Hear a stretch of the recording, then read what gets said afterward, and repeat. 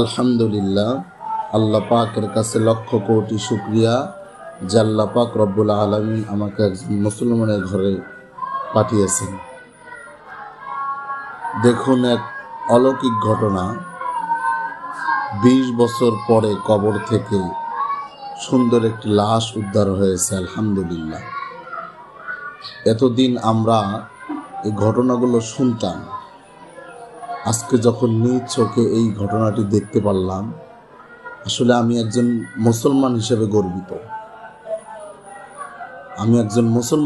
গর্বিত। দেখুন, 20 বছর পর কবর খোঁড়া হয়, কিন্তু সবাই তখন সজ্জিত, লাশ একদম তাজা, যেন কিছুদিন আগেই দাফন করা হয়েছে।